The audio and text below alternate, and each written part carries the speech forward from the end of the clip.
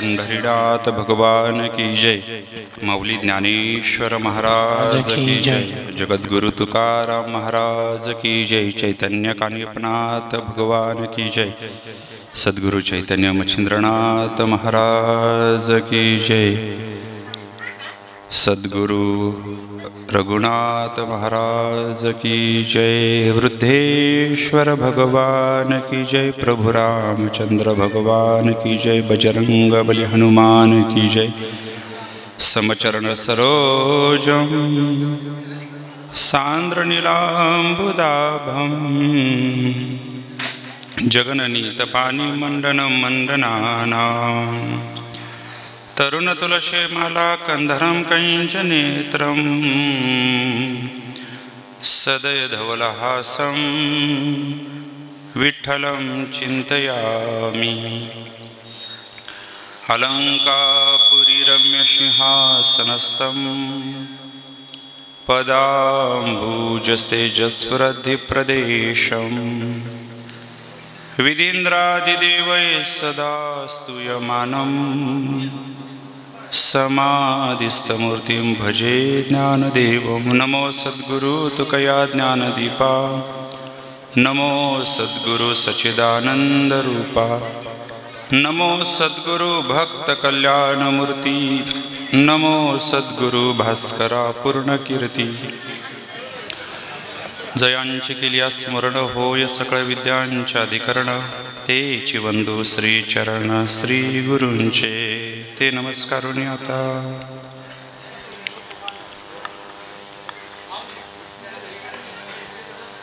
संत कृपा झाली इमारत फळाली। ज्ञानदेवे रचिला पाया उभारिले देवालया। नामातयाचा किंकर जेने केला हा विस्तार। जनार्दन एकनाथ खांब दिला भागवत। तुका झाला से कळस भजन करा सावकाश। बहिना म्हणे फडकती ध्वजा निरूपण केले ओजा। निवडलेला अभंग मराठी सारस्वताचे मुकुटमणी भागवत धर्माचे प्रणेते आशुतोष भक्तवत्सल भगवान पंढरीश पांडुरंग परमात्म्याचे महान लढीवाळ भगवत भक्त।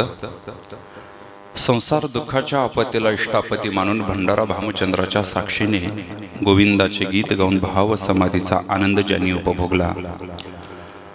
ढोंगी साधू संतांच्या विषयवाष्टांचे धिंडवडे काढून दगदगीत वैराग्याची पताका समग्र विश्वामध्ये ज्यांनी फडकाविली असे मराठी सारस्वताचे मुकुटमणी भागवत धर्माचे प्रणेते भगवान पंढरीश पांडुरंग परमात्म्याचे महान लढीवाळ भगवत भक्त सकल संत भूषणांत कृपाविषयी देहू निवासी वैराग्यमूर्ती जगद्गुरु श्री संत तुकोबाराय यांच्या अनन्य शिष्या भक्त शिरोमणी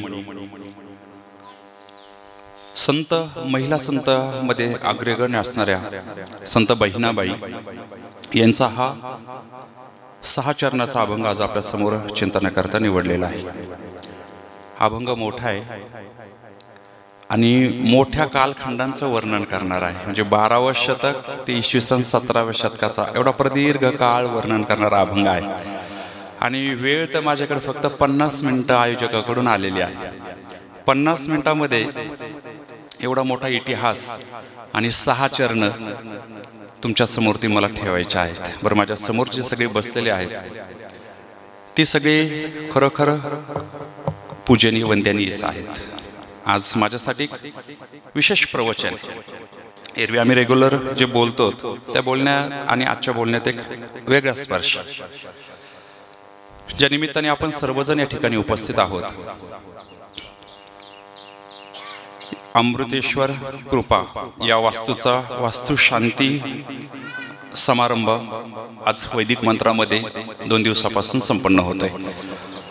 आज त्याचा मोठा हवन यज्ञ पूर्णाहुती गुरुजींच्या उपस्थितीमध्ये संपन्न झाली आणि ज्यांच्या संकल्पनेतून ही वास्तू साकारली आपल्या गर्भागिरी पर्वत रांगेतील चैतन्य मच्छिंद्रनाथांच्या पदचरण कमल सानिध्यामध्ये वसलेलं आपलं हे गाव सद्गुरु चैतन्य कानिपनाथ महाराजांच्या संजीवन समाधीने पवित्र मढी तीर्थक्षेत्र जे भारत देशामध्ये बाहेरच्याही देशामध्ये विशेषत्वाने ज्याची कीर्ती फैलावती असं विलक्षण तेजस्वी या तीर्थक्षेत्रामध्ये ही पवित्र भूमी ज्यांना लाभली ते सन्माननीय श्री ज्यांनी सद्गुरू ब्रह्मीभूत बंशीबाबांच्या पदचरण कमलावरती बसून ज्ञानेश्वरीचं अध्ययन केलं, परमार्थिक साधना केली, त्यांची माळ घातली, ज्ञानेश्वरी जवळजवळ कंठस्थ केली आणि आशुतोष भक्तवत्सल श्री अमृतेश्वराच्या सेवेमध्ये पूर्ण समग्र जीवन समर्पित केलं, नाथांच्या सेवेसाठी समग्र जीवन समर्पित केलं। ते आपल्या गावातील प्रतिष्ठित व्यक्ती सन्माननीय श्री हरिभक्तपरायण बापू भाऊराव मरकड, सगळेजण त्यांना आपण तात्या म्हणतात। त्यांच्या सौभाग्यवती आसराबाईजी मरकड, त्यांचे चिरंजीव आपल्या सर्वांच्या लाडके आणि माझे गुरु 5वी 6वी आणि 7वी घाटशिरसला ज्यावेळेस सर आले 97ला मला वाटतं घाटशिरसमध्ये आले, त्यांच्या अगोदर त्यांच्या सौभाग्यवती गुरुमाता संगीताताई मरकड मॅडम तिथं आल्या होत्या। नंतर गुरुजींच्या 1 वर्षांनी तिथं आगमन झालं। त्यांच्या अगोदर ताईंचेच बंधू श्री बाळासाहेबजी अकोलकर सर तिथं आम्हाला वर्ग शिक्षक म्हणून होते। आणि त्याच्या अगोदर इयत्ता 1ली ते 4थी आम्ही ज्यांच्या तावडीमध्ये होतो आणि आमचे वडील ज्यांच्या तावडीमध्ये होते ते माझेच नावकरी इथं वरती बसलेले आहेत। गुरुजी मला वाटतं त्यांचे चिरंजीव पण इथं उपस्थित आहेत। आम्ही त्यांना सगळे हरे गुरुजी म्हणायचे, त्यांचं नाव हरिभाऊ पण सगळे हरे गुरुजी म्हणायचे, म्हणजे माझ्या आजीची आणि ते मावस भाऊ असं नातं, खूप जीव लावायचे शाळेत असताना। आणि घाटशिरसची शाळा संजयभोवती 1940ची तिची स्थापना आहे। माझे आजोबा त्या शाळेत शिकले, म्हणजे त्यांचा दाखला आता आम्ही काढला तिथं त्याच्यानंतर वडीलही तिथं शिकले, माझंही शिक्षण तिथंच झालं। जिल्हा परिषदच्या शाळेतून जाणं ही मोठी भाग्याची गोष्ट इथून पुढच्या या दशकामध्ये, हे सांगायला सुद्धा स्वाभिमान वाटेल। ज्यावेळेस मी चांगी एअरपोर्टला उतरलो ह्याच कपड्यावरती सिंगापूरमध्ये, मलेशियाला ज्यावेळेस मी संस्कृत शिकवायला गेलो, काशी विद्यापीठातून माझी निवड झाली, त्यावेळेस ज्यावेळेस मी तिथं उतरल्याच्या नंतर मी मला चिमटे घेत होतो की आपण तेच आहेत का जे 12 वर्ष मधुकरी मागितली, गुरुवर्य जंगले महाराज शास्त्रीजी डोंगरगणला शिकत होतो, कॉलेजला असताना मधुकरी मागितली आणि परिस्थिती गावाकडची किती कशी होती ही आपल्या सर्वांना ज्ञात आहे। तर अशा ज्यावेळेस सिच्युएशनमधून आपण ज्यावेळेस पुढे जातो, जिल्हा परिषदच्या शाळेमधून पुढे जातो, की ही मोठी भाग्याची गोष्ट असते। त्यावेळेस खाली शिलेदार की त्या विद्यार्थ्याला घडवण्याचं काम, त्या विद्यार्थ्याला जगात मोठं करण्याचं जे धाडस आणि जे तप आपल्या पाठीमागे ओढतात ते आपले गुरु आणि आपले शिक्षक असतात।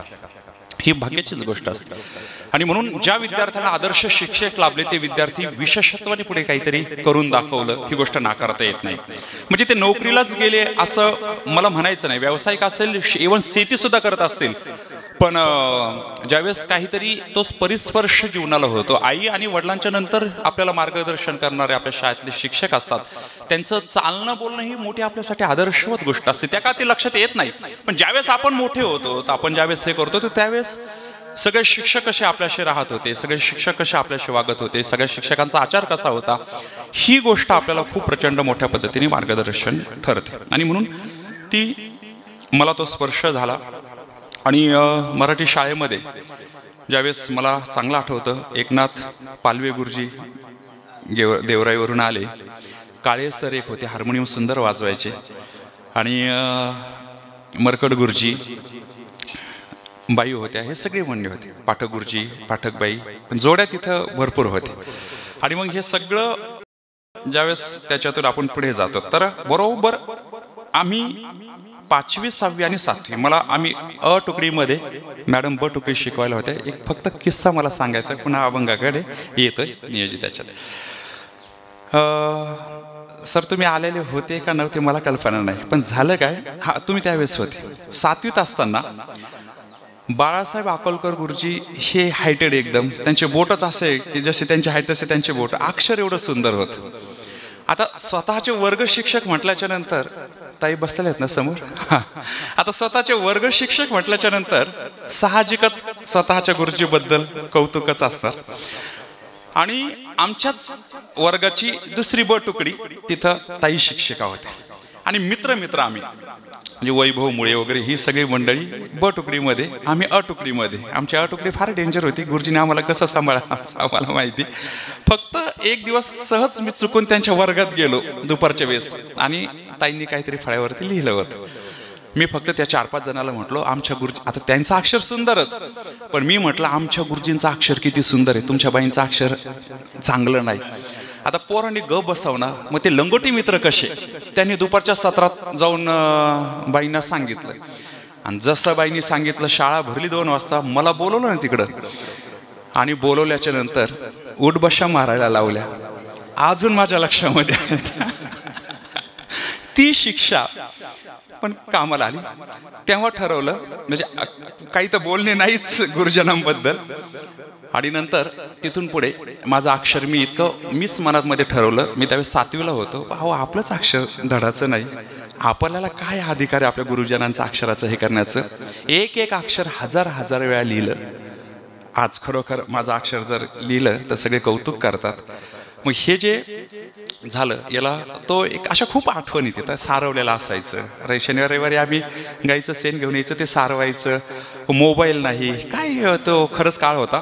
येणाऱ्या पिढीवरती आमचे लेक्चर होतील पुढच्या काळामध्ये की विदाऊट मोबाईलचं सुद्धा तुम्ही जग पाहिलं लहानपणी, आणि आज मोबाईल विरहित येणारी पिढी जगूच शकत नाही. हे कसं होऊ शकतं, काय होऊ शकतं सर? संजू भाऊ, आपले लेक्चर होतील पुढे एवढ्या पद्धतीने. नंतर 8वीला पुढे आम्ही गेलो, आणि तिथं असे कडक शिक्षक भेटले अभ्यासाच्या बाबतीवर का, आणि ते गरजेचे होते. त्याच्यातले आज खरोखर माझ्या समोर उपस्थित आहेत सन्माननीय लवांडे सर. इंग्लिश शिकवली सर तुम्ही. सरांनी इंग्लिश शिकवली. शाळेत माझा 2रा नंबर आला. वैभव मुळे पहिल्या नंबरने पास झाला. 74%. त्याला 72% होते. मला काहीतरी 70% होते. मला आजही आठवतं, 2000 मध्ये, म्हणजे साधारणतः 24 वर्षापूर्वी त्यांनी आम्हाला त्यांचे पुस्तक त्यांनी बाजूला ठेवायचे आणि ग्रामर शिकवायचं, आणि त्या ग्रामरवर एक्झाम घ्यायची. ही पद्धती आणायची. प्रचंड मुलं हुशार. घुले सर होते, मरकर सर होते, शिवाजीराव मरकर सर आम्हाला मराठी शिकवायला होते, आणि शिरसाट सर गणित शिकवायला होते. लवंडे सर इंग्लिश शिकवायचे. आजही शब्द पाठ आहेत. Noun, pronoun, adjective, verb, adverb, preposition, conjunction, interjection, हे सगळं त्यावेळेस त्यांनी शिकवलं. ते आजही तसंच पाठ आहे. म्हणजे हा जो एक स्पर्श असतो, हे का मी बोलतोय, कारण आज मी थोडासा भावनिक आहे. म्हणजे सगळे उपस्थित आहेत. माझ्या गावावरून सुधाकरजी पाठक उपस्थित आहेत, आणि आमचे ज्यांनी घाटशिरसमधून पहिल्यांदा PhD केली. माझा नंबर नंतर लागला, पण अगोदर त्यांचा नंबर होता. सन्माननीय श्री अशोकजी चोते सर, ज्यांनी महात्मा फुले ग्राम स्वच्छता, तंटमुक्ती गाव या अनुषंगाने PhDचा प्रबंध संपादित केला. आणि म्हणून या सगळ्या अनुषंगाने आज इथं आलो. मला तुमच्या परिवाराचं सदर्शन झालं. 26 वर्षानंतर मी अशोक मरकड सर आणि सौभाग्यवती संगीताताई मरकड ह्या दोन्ही गुरुजनांचं आज मी 26 वर्षानंतर पहिल्यांदा पाहतोय त्यांना. 26 वर्षानंतर मराठीचा संपर्क झाल्याच्या नंतर आमची पुन्हा कधीच भेटच झाली नाही, कोणत्या कार्यक्रमाच्या निमित्ताने, कशाच निमित्ताने नाही. आणि म्हणून आज आणि त्यांच्याच घरी अमृतेश्वरांचे एवढा आशीर्वाद घेऊन, कानिपनाथांचं इकडून अधिष्ठान, इकडून मच्छिंद्रनाथाचं अधिष्ठान, गर्भागिरीचा हा दिव्य पर्वत, एवढ्या सगळ्या अनुषंगाने आज खरोखर बोलण्याचं सद्भाग्य मला प्राप्त होत आहे. रामदासजी निमसे यांनी या कार्यक्रमाच्या अनुषंगाने मला फोन केला, आणि आपल्या ट्रस्टचे सन्माननीय अध्यक्ष, गावचे सरपंच, ज्यांनी समग्र भारत देश किंवा आपल्या महाराष्ट्रामध्ये एक मोठी हिंदुत्वाची चळवळ उभारली, भारत देशाचं दिव्यत्व सांभाळतायत. गायची सेवा असेल, राष्ट्र, देश आणि धर्माची सेवा करण्यासाठी जीवन जगणारे सन्माननीय श्री संजयजी मरकड साहेब ते सुद्धा उपस्थित आहेत. सर्वच मान्यवरांचा उल्लेख करता करता मला पुढे अभंगाचा समारोपाकडे प्रवास करायचा. विठ्ठलजी मरकड सर हे जुने ओळखीचे, मागे जाधव परिवाराच्या अनुषंगाने माझं इथे येणं झालं. आज तात्यांनी बंशी महाराजांच्या सानिध्यामध्ये ज्ञानेश्वरीची सेवा केली. अमृतेश्वराचं खूप सुंदर पद्धतीने सेवा केली. म्हणजे मला तरी वाटतंय, सकाळी मी सरांशी बोलताना बोललो की जी वडिलांची पेन्शन आहे, निवृत्ती वेतन आहे ते मंथली, ते मला वाटतं तुमच्या घरात येतच नसेल. आणि ते खळखळून हसले, महाराज तुम्ही कसं ओळखलं. त्यांचं जे येतंय महिना झाला की त्यांना पैशाची अडचण असते. म्हणजे आज आपल्याला जेवढं पगार आहे तेवढं त्यांचं निवृत्ती वेतन ते सगळं तिथं खर्च करतात. ही गोष्ट फार दिव्यतेने आहे. काय हे सगळ्या गोष्टी करायच्या? वास्तुशांती असेल, वास्तू उभा करणं, आज वास्तुशांती हा जो शब्द आहे, ह्या गोष्टी पूजा हे काही फंक्शन आहेत का? हे काही गोष्टी करायच्या म्हणून करायच्यात? त्याच्यामागे काही लॉजिक आहे? याच्यामागे काही सायन्स आहे का? नाही याच्यामागे काही वेगवेगळे हायपोथेसिस मांडलेले आहेत का नाही ऋषीमुनींनी, साधू संतांनी, आज जागतिक सगळ्या विचारवंतांनी या काही गोष्टी मांडलेल्या आहेत का? नाही आहेत, मांडलेल्या आहेत सगळ्या गोष्टीची. मुळात आपली भारतीय संस्कृती इतकी तेजस्वी आहे, इतकी विलक्षण आहे, इतकी दिव्य आहे. 3 फेब्रुवारी 1835 लंडनच्या पार्लमेंटमध्ये मॅकॅलन नावाचा सद्ग्रस्त उभा आहे, ज्याची थर्ड क्लास शिक्षण पद्धती भारत देश अभ्यासतोय. माझ्या शब्दाला अंडरलाईन करा. नसेल तर मला इथं माझे सर बसलेले येतं, मला त्यांना प्रश्न विचारू द्या. तुम्ही नाही शिकवलं पण तरी अजून पाठ आहे माझ्या. ए अधिक बी कंसाचा वर्ग बरोबर ए वर्ग अधिक 2ab अधिक बी वर्ग. हे मला का शिकवलं याचा तर मला लाईफमध्ये काहीच फायदा झाला नाही. मग मी एवढा रटरट का अभ्यासला? डोंगरात गुरं घेऊन जायचो शनिवार रविवारी आणि हे सगळा अभ्यास करत होतो. मग हा जो हे याचा लाईफमध्ये काय उपयोग झाला? आज मी कीर्तन करतोय, सगळ्या याच्यामध्ये आळंदीमध्ये 100 मुलांचं गुरुकुल सांभाळतोय. ह्या शिक्षणाचा माझ्या लाईफचा काय कनेक्शन आहे? कधी कधी विचार केला तर साइन थिटा कॉस थिटा याचा जेवताना उपयोग होत नाही आणि कशातच उपयोग होत नाही असं नाही. गणित सोडवण्याच्या ह्या सगळ्या अनुषंगाने त्याची मोठी हा आहे. परंतु ऐका, 3 फेब्रुवारी 1835 लंडनच्या पार्लमेंटमध्ये मॅकॅलन नावाचा सद्ग्रस्त उभा आहे. 1818ला ज्यावेळेस तो भारत देशामध्ये आले ना, आल्याच्या नंतर समग्र भारत देश ज्यावेळेस ते 17-18 वर्ष फिरले, लंडनच्या पार्लमेंटमध्ये त्यांना प्रश्न विचारण्यात आला, समग्र भारत देश फिरल्याच्या नंतर अशी कोणती योजना तुमच्याकडे आहे की भारताला आपल्याला गुलाम बनवता येईल, भारताला आपल्याला आपल्या कब्जामध्ये करता येईल? एकाही क्षणाचा विलंब न करता त्या सत्पुरुषाने सांगितलं, थोडंसं हॅमिंग कमी करा, आवाज कानावर आदळतोय, सॉफ्ट करा, ट्रबल कमी करा, थोडासा बेस राहू. लंडनच्या पार्लमेंटमध्ये तो उभा आहे. त्याला विचारण्यात आलं, भारतावरती आधी राज्य गाजवायचं असेल तर अशी कोणती योजना तुझ्याकडे आहे? एकाही क्षणाचा विलंब न करता त्या सत्पुरुषाने सांगितलं, जर भारताला गुलाम करायचं असेल तर भारताची एज्युकेशन सिस्टीम नष्ट करा, भारताची गुरुकुल पद्धती नष्ट करा, भारताला तुम्हाला गुलाम करता येईल. भारताची एज्युकेशन सिस्टीम शिक्षण पद्धती नष्ट करा, भारताला गुलाम करता येईल. ते म्हणजे शिक्षण पद्धती, हो गुरुकुल पद्धतीने भारत शिक्षण देत आहेत. किती गुरुकुल आहेत? आता जो इतिहास आपल्यापर्यंत आलाय तो किती चुकीचा आला ही थोडीशी गोष्ट लक्षामध्ये घ्या. 7,32,000 गुरुकुल भारत देशात कार्य करतात. हे मी बोलत नाही, तो लंडनच्या पार्लमेंटमध्ये 1835 मध्ये बोलतोय. 7,32,000 गुरुकुल म्हणजे गाव तेथे गुरुकुल ही जी संकल्पना होती त्याच्यामध्ये 1500 गुरुकुल नालंदा सारखे होते. मंत्र म्हणून सोनं तयार करणं हे अजून जगात सायन्सला तिथपर्यंत जायचंय. एवढी दिव्यता किमया पद्धती तुम्ही जर अभ्यासली, आता भारतामध्ये प्रमुख 4 गाद्या आहेत, त्याच्यामध्ये एक गादी वशिष्ठांच्या आहे. तिच्यात किमया प्रकार जो आहे तो किमया प्रकार तोच आहे की मंत्र किंवा वृक्षापासून सोनं वगैरे तयार करणं, या सगळ्या अनुषंगाने त्याची गुरु शिष्य परंपरा पुढे सुरू आहेत. ह्या सगळ्या अनुषंगाने एवढी दिव्यता भारत देशाकडे आहे. बाकीचं तर सोडून द्या, आपण शिकलेले आहोत, सुशिक्षित आहोत. एक गोष्ट निश्चित तुमच्या लक्षामध्ये येऊ शकते, नासाला सुद्धा आपण किती भारी आहोत. नासाला अरबो खरबो रुपये खर्च करून नासाने सांगितलेले दिव्य सिद्धांत केवळ 20 रुपयाच्या कॅलेंडरच्या माध्यमातून तुम्हाला ज्ञात होतात. आज कॅलेंडरची प्राइस तुम्ही 50 रुपये धरा. चंद्रग्रहण आणि सूर्यग्रहण ही जी संकल्पना आहे, पृथ्वी, चंद्र आणि सूर्य ह्या तिघांच्या जवळ येण्याने फिरण्याने चंद्रग्रहण सूर्यग्रहण तयार होते. मग आता चंद्रग्रहण आणि सूर्यग्रहण ही जी संकल्पना आहे, वा वा, मला सांगा, नासाला जर आपण हा प्रश्न विचारला तर 8 दिवस अगोदर नासाला ग्रहण जवळ येऊ द्यावं लागतं. विठ्ठल सर, ग्रहण जवळ आल्याच्या नंतर अरबो खरबो रुपये खर्च करून सॅटेलाइटच्या माध्यमातून नासाने सांगितलेला ग्रहणाचा मध्यकाळ, नासाने सांगितलेला ग्रहणाचा मोक्षकाळ, नासाने सांगितलेला ग्रहणाचा प्रारंभ 1 वर्ष अगोदर 20 रुपयाच्या कॅलेंडरमध्ये ज्या भारतीयांना माहिती आहे, ज्या लोकांना माहिती आहे, ते विश्वातले सगळ्यात ग्रेट सायंटिफिक लोक म्हणजे माझ्या वैदिक सत्य सनातन हिंदू धर्म परंपरेतले लोक हे विश्वातले सगळ्यात ग्रेट सायंटिफिक लोक आहेत. तुम्ही टाळ्या वाजवणार नाही, मला गोष्ट माहिती आहे पक्की, ती मी अपेक्षा पण करत नाही श्रद्धा श्रोत्याकडून, कारण स्वाभिमानच गायब झालाय. स्वाभिमान जागृत असता तर त्या माणसाला रडवलं नसतं महाराज. आज आपण ज्या माणसाने 24 तास देशासाठी समर्पित केलेत, ज्या माणसाने केवळ भारत देशाचा उत्थानाकरता समग्र जीवन समर्पित केलंय, त्या माणसाला आपण रडवलं नसतं महाराज. आता मागच्या महिन्यामध्ये, जर आपण सावध असतो तर.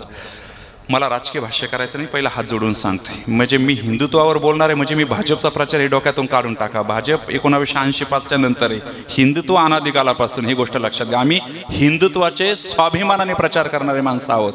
गुलामगिरी, लाचारी ते आपल्या पिंडामध्ये नाही आणि तुम्ही पण ठेवू नका, तुमच्यामध्ये नाही, ती गोष्ट मला माहिती आहे. एवढ्या दिव्यतेने, एवढ्या भव्यतेने जगातल्या सगळ्या वेगवेगळे सिद्धांत जर भारतीय संस्कृती हजारो वर्षापासून मांडून ठेवती, जगातली सगळ्या सायंटिफिक प्रक्रिया, आज कोणताही मोठा सिद्धांत लागू द्या, आईन्स्टाईन असेल, प्लूटो असेल, कांट असेल, ऑरिस्टॉटल असेल, प्लूटो, हे सगळे जे सगळे स्टडी करतायत, ज्यांची पुस्तक आहेत, त्यांनी कुठेतरी भारतीय संस्कृती अभ्यासलेली आहे, ही गोष्ट निश्चित लक्षात येते. आईन्स्टाईन सारखे जगविख्यात शास्त्रज्ञ E=mc² सूत्र मांडतात, एनर्जी नष्ट होत नाही, ती कन्व्हर्ट होते. मग ज्ञानेश्वरीचा आपण ज्यावेळेस स्टडी करतो, उपजे ते नाशे, नाशे ते पुनरपी दिसे, हे घटिका यंत्र जैसे परिभ्रमे.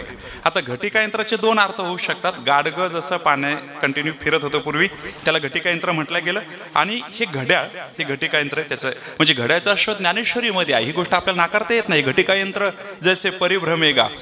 मग जसं ते घड्याळ कंटिन्यू फिरतंय, तसं हे जन्म आणि मृत्यूच्या चक्र बरोबर फिरतंय. म्हणजे काय, शरीर पंचतत्वामध्ये जातंय, आत्मा ट्रान्सफर होतंय, त्याचं जीवात्मा दुसऱ्या शरीरात जातो. Death is the full stop between life and rebirth, ही गोष्ट लक्षात येते. त्याचं क्रिएटिव्ह ट्रान्सफॉर्मेशन आहे. मग एक एनर्जी दुसऱ्या शरीरात जाते, पुनर्जन्म, ही संकल्पना भगवद्गीतेने मान्य केलेली आहे. मग आईन्स्टाईनच्या लक्षात आलं भगवद्गीता अभ्यास करत असताना की एनर्जी नष्ट होत नाही, ती कन्व्हर्ट होते. पण आईन्स्टाईननी मी भगवद्गीतेतून हे सूत्र काढलंय हे सांगणार नाहीत, कारण पाश्चात्य विचारसरणी ही पूर्ण वैदिक विचारसरणीच्या विरोधी काम करते. ऐका, प्लूटोचं जर तुम्ही लूज पुस्तक वाचलं तर तुमच्या लक्षात येऊ शकतं. या पाठीमागे काय शिकवलं जातं अजून, ते म्हणजे 64 कला शिकवल्या जातात, 14 विद्या शिकवल्या जातात भारतात. गुरुकुल नष्ट करा. त्यांनी इंडियन एज्युकेशन ॲक्ट नावाचा कायदा पारित केला आणि भारतातले सगळे गुरुकुल नष्ट केले. शिक्षकाला जाळलं, मारण्याचा प्रयत्न केला, कारागृहामध्ये टाकलं. 7 लाख पुस्तकं घेऊन मॅक्स मुलर सारखी व्यक्ती आज जर्मनमध्ये गेली. 7 लाख पुस्तकं संस्कृतची आज जर्मनमध्ये आहेत. मी स्वामी रामदेव बाबांकडे 2014ला संस्कृत टीचर म्हणून राहिलो. 250 कोटी रुपये एक ग्रंथ भारत देशात बोलवण्याकरता स्वामी रामदेव बाबांनी 250 कोटी रुपये मोजले जर्मनला. तो ग्रंथ म्हणजे आपल्या जिल्ह्यात तयार झालेला ग्रंथ. भगवानगडाच्या पायथ्याला भारद्वाज नावाची वाडी आहे. त्या भारद्वाज वाडीमध्ये भारद्वाज ऋषीने 7000 वर्षापूर्वी बृहद विमान शास्त्रम नावाचा ग्रंथ लिहिला. 3000 श्लोकाचा तो ग्रंथ. 1896ला शिवकर बापूजी तळपदे या मराठी माणसेला त्या ग्रंथाचा स्टडी करून, तो संस्कृतचा विद्यार्थी होना, त्यांनी विमान तयार केलं. 1800 मीटर ते विमानवरती आकाशा 1600 मीटर वरती झेपावलं होतं. रिमोटच्या माध्यमातून त्या ग्रंथाचा आधार घेऊन इंग्रज धूर्त होते, त्यांनी त्याला बरोबर कब्जामध्ये घेतलं आणि तुला मोठा आविष्कार करू, तुझं मोठं नाव करू, लंडनला तुला पुरस्कार देऊ, विष देऊन त्या व्यक्तीला मारलं या दुष्ट इंग्रजांनी. आणि तो सगळा पॅटर्न घेतला, राईट बंधूला विकला. 1903ला बातमी डिक्लेअर झाली, विमानाचा शोध राईट बंधूंनी लावला. बिलकुल नाही, पहिला मराठी माणसाने लावलाय. बृहद विमान शास्त्रम नावाच्या ग्रंथाच्या आधारे तो ग्रंथ भारतात बोलवण्याकरता त्याची PDF माझ्या मोबाईलमध्ये आहे. स्वामी रामदेव बाबांना 250 कोटी रुपये जर्मनला द्यावे लागले. 7 लाख पुस्तकं जर्मनकडे आहेत आणि 60,000 पुस्तकं नासाकडे आहेत. हे मी सगळं कशा करता बोलतोय, कुणीतरी या वैदिक परंपरेला छेद देण्याचा प्रयत्न केला. भारताला टेक्नॉलॉजी माहिती नाही, भारताला सायन्स माहिती नाही. शिखराकडून काम 2,500 वर्षापूर्वी भारत देशाने सुरू केलं. खाली फाउंडेशनकडे घेऊन गेले. एक कैलास लेणीचा दगड, 2 लाख दगड छेन्याने हातोड्याच्या माध्यमातून बाहेर काढलाच कसा, हे आजही जागतिक आश्चर्य आहे. ते आमचं 7व्या आश्चर्यात नाव नाही. आणि जे तेजोमल नावाचं शंकराचं मंदिर आहे, याचे 109 पुरावे अमेरिकेने दिले. जाऊ कैलास लेणी ते जागतिक आश्चर्य नाही. जे शिखराकडून काम खांडली फाउंडेशनकडे गेले. टेक्नॉलॉजी भारताला माहिती नव्हती. इंग्रज आल्याच्या नंतर टेक्नॉलॉजी सुधारली. इंग्रज आल्याच्या नंतर भारत सुधारला. असे जे म्हणतात ना, त्यांना फक्त दंडवत घाला, आता काही पर्यायच नाही आपल्याकडे. एवढी दिव्यता भारत देशाकडे होती. इंग्रजांनी ह्या सगळ्यात परंपरा तोडल्या. जातीयवाद पुढे मोठ्या पद्धतीने घेतला. धर्मामध्ये भांडण लावून भारत पाकिस्तान वेगळा केला. ह्या सगळ्या अनुषंगाने याला जबाबदार इंग्रज आहेत. इंग्रजांचे गोडवे गाणं बंद करा, ज्यांनी तुम्हाला भीक मागण्याकरता वास्को द गामाने शोध लावला, कोलंबसने शोध लावला. काय कौतुक त्या दोघांचं. दरोडेखोर होते ते, स्पेनचे लुटारू होते. एकाला पूर्वेचा भाग दिला आणि एकाला तिकडे अमेरिकेचा भाग दिला. जा मुले तिकडे लुटान घेऊन या. भीक मागण्याकरता आले होते. हे व्यापाराचं निमित्त होतं. यांचं भारताला गुलाम करायचं होतं. कुठेतरी वैदिक परंपरेला छेद दिला आणि आपले ग्रंथ विकृत केले. मी चिडतो या गोष्टीमुळे. तुम्ही आले, व्यापार केला, आमचं सोनं लुटून नेलं, हे लुटून नेलं, आम्हाला त्याच्याशी कर्तव्य नाही.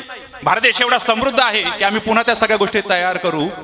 पण ज्यावेळेस तुम्ही आमचे ग्रंथ विकृत केले ना, आज येणाऱ्या पिढीला आमचा काही सुचत नाही, कोणते नेमकंच काय आहे. ह्या गोष्टींनी त्याने ग्रंथ विकृत केले. अशा आज हजारो संदर्भ मी तुमच्या समोर ते ठेवील. अजाबलीम दद्यात, वेदाचं वाक्य आहे, यज्ञामध्ये बली द्या. तो जो वेद सांगतोय महाकलंजे भक्षित कोणत्या अभक्ष्य पदार्थ खाऊ नये, मा हिंसेत सर्व भूतांनी कोणत्या भूतांची हिंसा करू नये, तो वेद कशाला सांगेल की अजाबलीम दद्यात. याचा अर्थ वेगवेगळे करण्यात आले. ईस्ट इंडिया कंपनीने तत्कालीन ज्यांना संस्कृतचं नॉलेज आहे अशा लोकांना 3000 पगार, संजयजी 3000 पगार त्या काळामध्ये दिला आणि फक्त अर्थ विकृत करून आम्हाला द्या, आम्ही पुढे सगळं लिखाण करू. ज्यावेळेस त्यांनी हे विकृत अर्थ करत, इथं अजा शब्दाचा अर्थ संस्कृतनुसार बकरी होतो, बकरा होतो. पण बली दद्यात, बकरीचा बळी द्या असं वेदांनी सांगितलं. अर्थ इंग्रजांनी विकृत केले आणि झोपला हिंदू समाज. हे नेमकं काय आहे याच्या मागे. तिथं म्हणजे नाही आणि जनजायते म्हणजे उत्पन्न होणे. जे उत्पन्न होत नाही ते बलीम दद्यात. अज शब्दाचा अर्थ बकरी होतो नाही असं नाही, पण एका शब्दाचे अनेक अर्थ आहे. संस्कृत भाषेची विशेषता आहे. पण विकृत करायचं ना, पैसे घेतलेत ना, मग विकृत करायचं ना. मग त्यांनी शिवलिंग कसं विकृत केलंय ते जरा वाचा तुम्ही त्यांचे पुस्तकं. शिवलिंगाला कसं विकृत केलंय त्यांनी. मग एवढं सगळं विकृत करण्याकरता, हे लिखाण करण्याकरता त्यांनी इतक्या विशेषत्वाने म्हणजे नाही, जनजायते म्हणजे उत्पन्न होणे, जे उत्पन्न होत नाही ते बलीम दद्यात. मग असा कोणता आहे? 7 वर्षापूर्वीच्या ज्या तांदळाच्या साळी आहेत त्या बलीम दद्यात. त्या अज आहे, त्यांच्यापासून आता बीज अंकुर उत्पत्तीची क्षमता पूर्णतः नष्ट झालेली आहे. त्या अज आहेत, त्या यज्ञामध्ये टाका असं वेदाला सांगायचं होतं. यांनी विकृत अर्थ केला, बकरा आणि बकरी, आणि आज परंपरा सुरू झाल्या. ह्या वेदापासून परंपरा नाही. तुकोबराय म्हटले, सेंद्री हेंद्री दैवते कोणती पूजी भूते घेते, आपल्या पोटाची रडते मागते शिते अवदान. आपल्या पोटाकरता जर एखादा जीवाचा बली घेत असेल त्या देवता, तर तुच्छ आहे ती देवता. माणसं तर सोडूनच जाते, ते नरकातच जातील, पण हे तुच्छ आहे ती देवता सुद्धा, ज्या देवतेच्या नावाने ह्या गोष्टी चालतात. मग ज्या वैदिक देवता आहे तिथं ही परंपरा नाही. हे जरा हिंदूंनी लक्षामध्ये घ्या. हे जरा गोष्ट आपण आपल्या धर्माचा व्यवस्थित अभ्यास करा. तुम्हाला नष्ट करण्याकरता बाहेरचे तर टपलेलेच आहेत, पण तुमच्यातलेच असे काही नतद्रष्टे तयार व्हायला लागले की त्यांना अवघड आहे. कधी कधी इतकं वाटतं की हे फक्त शरीराने जन्माने हिंदू आहेत, बाकी त्यांनी कुठं गुलामगिरी केली. कुलम पवित्रम जननी कृतार्था वसुंधरा पुण्यवती चतेन अपार समित सुख सागरी मस्मिन लीनम परिभ्रमणीय चेता. या श्लोकाचा अर्थ सांगत नाही, वाचून घ्या, अर्थ तुम्हाला कळून जाईल. मग माझं बोलणं काय आहे, किती टोकाचं आहे तुमच्या लक्षात येईल. ऐका, ह्या सगळ्या अनुषंगाने एनर्जी आणि मॅटर दोन गोष्टी आहेत. एक आहे शक्ती आणि एक आहे वस्तुमान. हे काय वस्तू? मूर्ती दगड आहे, पण त्या मूर्तीमध्ये ज्यावेळेस आपण प्राणप्रतिष्ठा करतो त्यावेळेस त्याच्यात शक्ती येते. ही गोष्ट नाकारताच येत नाही. मग शक्ती अदृश्य आहे आणि मूर्ती दिसणारी दृश्य पदार्थ मोडते. म्हणजे अगदीच अध्यात्म आणि विज्ञानाच्या अनुषंगाने बोलायचं म्हणजे तर ज्याच्यामध्ये शोध आहे त्याचं नाव आहे विज्ञान, आणि ज्याच्यामध्ये बोध आहे त्याचं नाव आहे अध्यात्म. ज्याच्यामध्ये साधना आहे त्याचं नाव आहे अध्यात्म, ज्याच्यामध्ये साधना आहे त्याचं नाव आहे विज्ञान. मग या सगळ्या अनुषंगाने अणुपासून ब्रह्मांड निर्माण झालंय कसं हे जाणणं विज्ञान आहे, आणि समग्र ब्रह्मांडाचं अस्तित्व अणुमध्ये सामावतंय कसं हे जाणणं अध्यात्म आहे. एका बीपासून वृक्ष निर्माण होतोय कसं हे जाणणं विज्ञान आहे, आणि समग्र वृक्षाचं अस्तित्व एका बीमध्ये सामावतंय कसं हे जाणणं अध्यात्म आहे. दोघांचा समुच्चय आहे. मॅटर आणि एनर्जी या दोन गोष्टी आहेत. म्हणून प्राणप्रतिष्ठा शब्दाचा अर्थ आहे, वास्तुशांती शब्दाचा अर्थ काय आहे की इथं आपण एनर्जी लावतो. मग ते एनर्जी ज्यांनी संपादित केलेली आहे ते वैदिक मंत्राच्या अधिष्ठित ती एनर्जी आहे. कारण कलियुगामध्ये मंत्राला विशेष महत्व आहे. रामकृष्ण हरी हा मंत्र आहे. नामस्मरण हे मंत्रामध्ये मोडतात, आणि कलियुगामध्ये मंत्र आहे. नाथांच्या परंपरेमध्ये तंत्रयुग होतं. तंत्र कानिपनाथांपर्यंत मच्छिंद्रनाथांपर्यंत तंत्र पद्धती होते. तंत्रामध्ये आघोरी प्रकार जास्त शिरला, आणि मच्छिंद्रनाथांच्या शिष्य परंपरेकडून फिलॉसॉफी पुढे आली. कानिपनाथांच्या शिष्य परंपरेमध्ये त्यांचे शिष्य थोडे शेड्डे जरा डेंजरस होते. त्यांनी पुढे आघोरी प्रकार जास्त सुरू केला आणि आघोरी प्रकार असा सुरू झाला की कोणी कोणाचं दूध उडवणं, कोणी कोणाला माणसाचं पक्षी बनवणं, गुप्त करून ठेवणं, हे प्रकार जास्त पुढे यायला लागले. ज्ञानोबरांच्या लक्षात आलं की आपल्याला कुठेतरी ह्या गोष्टीला थांबावं लागेल. एक शिष्य एक गुरु हे ज्ञानेश्वरीमध्ये माऊली सांगतात ना, हे थांबावं लागेल आणि आपल्याला भागवत धर्माची निर्मिती करून भक्तीची परंपरा महाराष्ट्रामध्ये तयार करावी लागेल, अन्यथा मनुष्यजात नष्ट व्हायला वेळ लागणार नाही. आघोरी प्रकार शिरलेला नाही. आघोरी प्रकारामध्ये तंत्रमंत्र, छातुर मातुर तंत्रमंत्र इतके सध्या तर इतकं उत्तरेकडे इतके चालतात ना, भयंकर प्रकार चालतात. याच्यातले किती प्रकार तुमच्या समोर ते सांगू, इतके प्रकार चालतात, इतकी अवघड प्रक्रिया. त्यामुळे सावध राहा. ह्या गोष्टी तुम्ही जरी अंधश्रद्धा मानत असता तर ह्या गोष्टी आहेत नाही असं नाही. खूप चांगले प्रयोग आहेत, खूप सुंदर प्रयोग येतं. असे पॅक करतात माणसाला, एकदम भयान पॅक करतात. त्यामुळे त्या आपल्याकडे आपला ओरा असावा. या देशाचे विद्यमान पंतप्रधान त्यांच्यावरती 6 कोटीचा प्रयोग टाकला होता. किती? 6 कोटीचा प्रयोग. आणि ज्यांनी टाकला होता ती जमिनीतून टाकला होता आणि ते जिथं जमिनीवर उभं असेल तिथं ते पॅरालाइज होऊन पडून 3 दिवसात गायब म्हणजे पोहोचणंच होतं. तर त्यांनी जिथं जमिनीवर आदळला पाय, पण तो पण पठ्ठ्या काय सामान्य नाही महाराज. त्या माणसाने 400 माणसं बसवलेले आहेत. किती? एका माणसाला 2-2 लाख पगार आहे. 400 माणसं बसवलेत. स्वतःला पूर्ण सील करून ठेवलेला आहे. तो जसा प्रयोग आला असाच रिटर्न गेला. ज्यांनी केला तोच उलटा होऊन पडला का 3 दिवसात तोच गायब. मोठा तांत्रिक होता कामाख्याचा. हा जो प्रकार होता सगळा पुढे, हा सगळा प्रकार कानिफनाथांच्या परंपरेतून पुढे सुरू, त्यांच्याकडून नाही. ते त्यांचा अधिकार म्हणजे आपल्याकडे शब्द नाहीत महाराज कानिफनाथांचं वर्णन करणार. तुम्ही खरोखर इतकं भाग्यवान आहात की ज्यांच्या सानिध्यामध्ये आहात, साक्षात बसलेले आहेत. मला ते साक्षात बसलेले आहेत. मच्छिंद्रनाथ चैतन्य सद्गुरू चैतन्य मच्छिंद्रनाथ महाराज साक्षात बसलेले आहेत तिथं. संजीवन शब्दाचा अर्थ आहे जिवंत आहेत. ही गोष्ट लक्षात घ्या. 1000 वर्ष झाले तरी 11व्या शतकापासून तेव्हापासूनची ही नाथ परंपरा इथं अविरत आहे. ही गर्भागिरी काही सामान्य नाही. म्हणून ज्ञानदेवे रचिला पाया उभारिले देवाला. पुढे त्यांच्या लक्षात आलं की आपल्याला पाया रचावं लागणार. भागवत धर्माची दिव्य पताक आपल्याला तयार करावं लागणार आहे. याकरता त्यांनी त्यांच्या गुरूंचा आशीर्वाद घेतला, सगळ्या साधू संतांचा आशीर्वाद घेतला आणि त्यांनी सांगितलं संत कृपा झाली इमारत फळाली. इमारत कोणती आहे? ही भागवत धर्माची इमारत आहे. बरं, ती इमारत अशी आहे ती दिसत नाही इमारत. तुम्ही जर तिच्यामध्ये एक दिवस म्हणले आपल्याला रेस्ट घ्यायची, घेता येत नाही, पण ती तुम्हाला स्वस्वरूपाला पोहोचून जाऊ शकते अशी त्यांनी वास्तू तयार केली. फार विलक्षण वास्तू आहे, फार दिव्य वास्तू आहे. इतकी विशेष आहे 12व्या शतकामध्ये तिचं बांधकाम सुरू झालं, ते 17व्या शतकात संपलं बांधकाम, पण आजही ती इतक्या अव्याहतपणे सुरू आहे. काल जर तुम्ही आळंदीत असतात तर ती गर्दी आणि हा पालखी सोहळा माऊलींचा जगविख्यात पालखी सोहळा तुम्हाला पाहायला मिळाला असता. संतांच्या कृपेचं वैभव, संतांच्या कृपेची दिव्यता, आत्मकृपा आहे, शास्त्र कृपा आहे, देव कृपा आहे, सद्गुरु कृपा आहे, संत कृपा आहे. या सगळ्या कृपेचं वेगवेगळं विवेचन करत नाही, वेळ कमी आहे. माऊली ज्ञानेश्वर महाराजांनी पाया रचला. ती पाया किती विलक्षणतेने रचला. नामदेव महाराजांनी तटबंदी, एकनाथ महाराजांनी खांब दिला, तुकोबरांनी त्याच्यावरती कळस चढविला, बहिणाबाईंनी त्याच्यावरती पताका फडकावली. आता ऐका किती विलक्षणतेने हे सगळ्या गोष्टी आहेत. माऊली ज्ञानेश्वर महाराजांनी पाया रचला, ज्ञानदेव रचिला पाया. तो पाया समतेचा होता, ही गोष्ट लक्षामध्ये घ्या. सगळ्या गोष्टींमधून सगळ्यांना बाहेर काढून माऊली ज्ञानेश्वर महाराजांनी 18 पगड जातीला एकत्र करून प्रत्येक समाजातून एक संत तयार केले. ही ज्ञानोबरांचे वारक महाराष्ट्रावर असणारे अलौकिक उपकार आहेत. प्रत्येक समाजातून चोखोबराईने अभंग करावेत. चोखोबराई सोडून द्या, त्यांच्या पत्नीने अभंग करावेत. 700 वर्ष झाले वारकरी संप्रदायाने ते अभंग जतन करून गावेत. ही भागवत धर्माची दिव्यता लक्षामध्ये घ्या. आज महाराष्ट्रात परिस्थिती पहा, प्रत्येक समाजातून, माळी समाजातून सावता महाराजांना संत बनवलं. ही माऊलींचे महाराष्ट्रावर असणारे उपकार आहेत. सिंपी समाजातून नामदेव महाराजांना जवळ करून एवढे दिव्यतेने संतत्व बहाल करणं, मुक्ताबाईंच्या अधिष्ठित देवता तयार करून सगळ्यांना पुढे शिष्य परंपरेने कनेक्ट करणं, ही काय सामान्य गोष्ट नव्हती तत्कालीन महाराष्ट्रामध्ये. जो महाराष्ट्र सगळ्या याच्यामध्ये विभागलेला होता आणि एवढ्या दिव्यतेने सगळं तयार करून भागवत धर्माची ही पताका तयार केली. त्याच्यात थोडासा गोंधळ असा आहे, इंग्रज आल्याच्या नंतर त्यांनी 1835ला जगन्नाथपुरीचं मंदिर म्हणजे त्यांनी ताब्यात घेतलं. आणि जसं ते मंदिर ताब्यामध्ये घेतलं, जगन्नाथपुरीचं भगवान जगन्नाथाचं मंदिर घेतलं, त्या मंदिरामध्ये भगवान श्रीकृष्णाचं हृदय आजही तिथं जसं ठेवलेलं तसंच आहे. तुम्ही जाऊन पाहू शकता. दर 12 वर्षाला ते हृदय दुसऱ्या मूर्तीमध्ये ट्रान्सफर होतं आणि धडधड करतं. ते ज्या बांधलेल्या असते व्यक्ती, जी व्यक्ती ट्रान्सफर करून दुसऱ्याच्या ठेवते ती व्यक्ती मरते. असं मराय करता नंबर लागलेले येतं. भगवान श्रीकृष्णाचं हृदय साक्षात तिथं आहे. 1800 वर्षापूर्वी इंद्रद्युम्न राजाने बांधलेलं मंदिर, 1800 वर्षापूर्वी बोलतोय. त्या मंदिराची सावली पडत नाही, वर पक्षी बसत नाही आणि वरती जो सुदर्शन लावलेला आहे तो कोणत्या साईडने जा आपल्याकडेच बघतोय असं वाटतं. इतकी विलक्षणता आहे. मंदिराच्या बाहेर आले की समुद्राचा प्रचंड आवाज. इथं मंदिर आणि मंदिरापाशी समुद्र.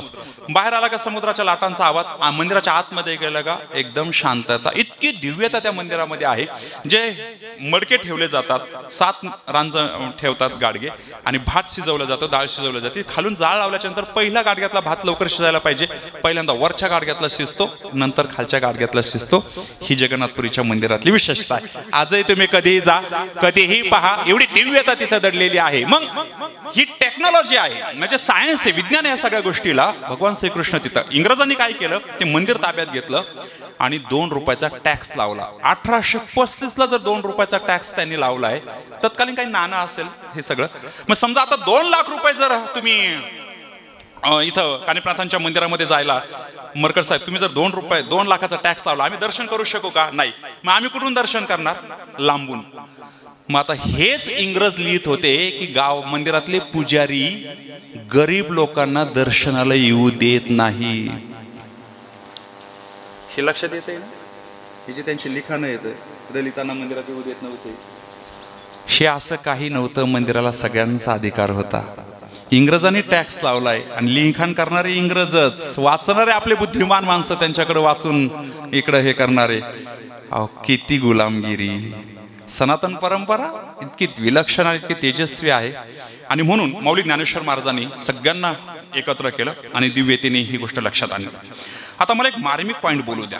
ज्ञानदेवे रचेला पाया उभारिले देवालया. हे भागवत धर्माचं देवालय त्यांनी उभा केलंय. पण सगळ्या संतांना एकत्र करून प्रत्येक समाजातले संत माऊली ज्ञानेश्वर महाराजांनी बाहेर काढले. पण याच्यातली एक मार्मिकता लक्षात घ्या. चोखोबरांची पत्नी अभंग करते, महाराष्ट्र ते अभंग पाण्यात बुडवत नाही. ही गोष्ट लक्षात घ्या. त्या काळात 12व्या शतकामध्ये चोखोबरांच्या पत्नीने अभंग केले, तरी देखील महाराष्ट्राला ते अभंग पाण्यात बुडवावे ही बुद्धी झाली नाही. पण तुकोबरांची गाथा पाण्यामध्ये इंद्रांच्या डोहामध्ये बुडवण्याची दुर्बुद्धी होऊ शकते. याचं कारण काय आहे, याचं उत्तर देऊ का? थांबू? उत्तर देऊ ना. त्यावेळेस सगळे संत संघटित होते महाराज. ज्यावेळेस तुम्ही सगळे संघटित असाल ना, तुमच्याकडे वाईट दृष्टीने बघण्याची हिंमत ब्रह्मदेवाची सुद्धा नाही. तुकोबरा एकटे होते महाराज. कोणीच तत्कालीन संत नव्हतं बरोबर. एकटं पडलं की पाण्यात गाथा बुडवलीच, हे त्याचं उत्तर आहे. त्यावेळेस नाही बुडवू शकले आणि मग ह्याच अभंगाने काय अडचण होत होती, ते पाण्यात बुडवावे लागले, एकटे पडले. हात जोडून विनंती आहे माझी, मी अभंगाच्याच अनुषंगाने पुढे प्रवास करते. नियोजित वेळ थांबायचं मला 20 मिनिटांमध्ये. संघटित रहा. एक जर चूक महात्मा गांधींनी केली नसती, एवढ्या मोठ्या माणसाला चूक म्हणायचा आपला काय अधिकार आहे? फार मोठे माणसं. सावरकर बोलत होते, गांधीजी, महात्मा नाही म्हणायचं, गांधीजी तुम्ही फक्त जाती नष्ट करा भारत देशातल्या. काय करा? जाती नष्ट करा. कोणी विचारून तुम्ही कोण आहात, त्यांनी फक्त सांगितलं पाहिजे मी हिंदू आहे. सध्या परिस्थिती अशी आहे, जातीत प्रत्येकाचा स्वाभिमान अडकला आणि हिंदू धर्म अनाथ आहे सध्या महाराज. अनाथ. 100 कोटीमध्ये हिंदू धर्म अनाथ आहे. अनाथ शब्द फार यांनी वापरतोय. असतं तर अयोध्येमध्ये खासदार निवडून आले असते. जाती मजबूत आहेत, ही गोष्ट नाकारता येत नाही. सावरकर म्हणत होते गांधीजींना, जाती नष्ट करा, सगळं नष्ट करा आणि बेस्ट एकदा हे करा.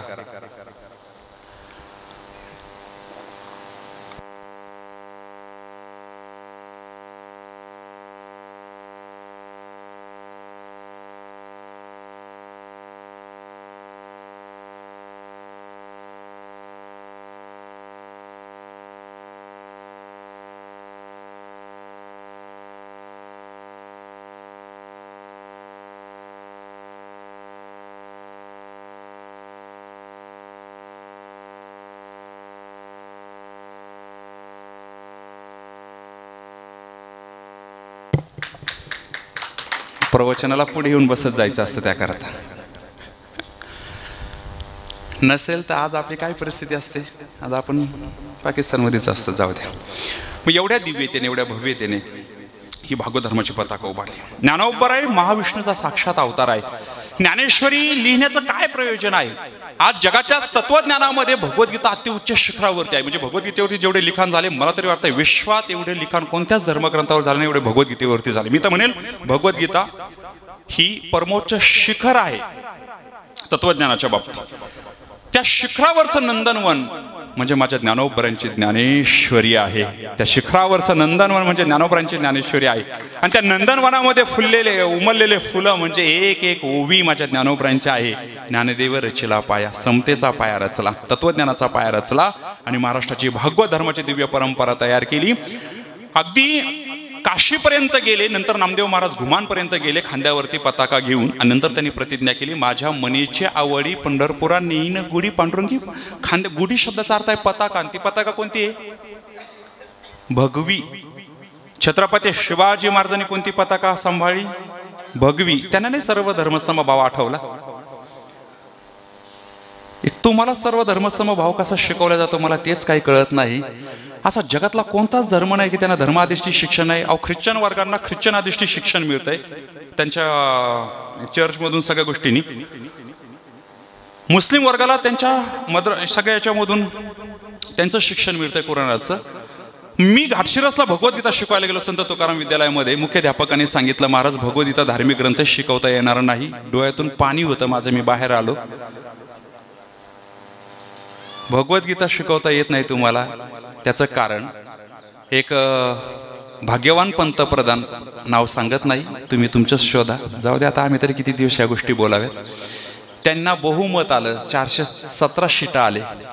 मग त्यांनी फायदा असा घेतला की त्यांनी राज्यघटनेतून राम आणि कृष्णाचा फोटो बाजूला काढला आणि हिंदू शब्द बाजूला काढला. डॉक्टर बाबासाहेब आंबेडकरने हिंदू शब्द ठेवला होता राज्यघटनेवरती, त्यांनी तो बाजूला काढला आणि सर्व धर्मसमभाव शब्द टाकून दिला. आणि जेव्हा राम आणि कृष्णाचा फोटो बाजूला काढला तेव्हापासून भारत देशामध्ये गीता गायब झाली, रामायण गायब झालं, संस्कृत भाषा गायब झाली. कारण भगवद्गीता रामायण संस्कृतमध्ये आहे. आता जर पुन्हा राज्यघटनेवर राम आणि कृष्ण टाकायचे असतील तर 362 संख्या पाहिजे होती. आता हे पण काहीच करू शकत नाही. विठ्ठल भाऊ काही नाराज आहेत का? लोकसभेतून 362 आणि राज्यसभेतून 165 असं 167 पाहिजे होते. राज्यसभेत आकडा क्लिअर होता, इकडचा आकडा गाठायचा होता कारण सगळ्या गोष्टी समान करायच्या होत्या. हे आरक्षण फ्रिक्शन सगळं हे करायचं होतं. पण जाऊ द्या, त्याला जबाबदार मी कोणालाच धरत नाही. कालाय तस्मै नमः. 500 वर्ष प्रभूंना आपण टंटमध्ये ठेवलं, एका तंबूमध्ये ठेवलं आणि हेच नतद्रष्टे राम मंदिर एक पाणी टिपकलं तर आता असे पेटून उठले. 500 वर्ष प्रभू पावसात होते तेव्हा कुठे गेले होते? अमृतेश्वरच्या दरीत न्यायला पाहिजे त्यांना चांगल्यापैकी. जाऊ द्या, या पाठीमागे कोणाला ज्यांच्या भावना दुखत असतील बरं का, म्हणजे मला त्याच्याशी हे नाही, मी भावना दुखू देत नाही. ज्याच्या त्याच्या भावना, मला काहीच कर्तव्य नाही तुम्ही कोणत्या राजकीय पक्षात आहात आणि काय करतायत, मला त्याच्याशी किंचित कर्तव्य नाही. मी हिंदुत्वाच्या अनुषंगाने विचार मांडतो, ही गोष्ट लक्षात. मी कोणत्या पक्षाच्या अनुषंगाने बोलत नाही, कोणत्याच नाही. हिंदुत्व अहो कोणी डोकून पाहिलं 70 वर्ष झाली त्या काशीमध्ये काय अवस्था होती. आज तिथं महाराज एवढा कॅरिडॉर बनला गेला, एवढं मंदिर भव्यतेने उभा राहिलं. ही गोष्ट प्रभू रामचंद्राचं केवढं मोठं मंदिर आज तिथं उभं राहिलं, ही गोष्ट मान्य करावीच लागते.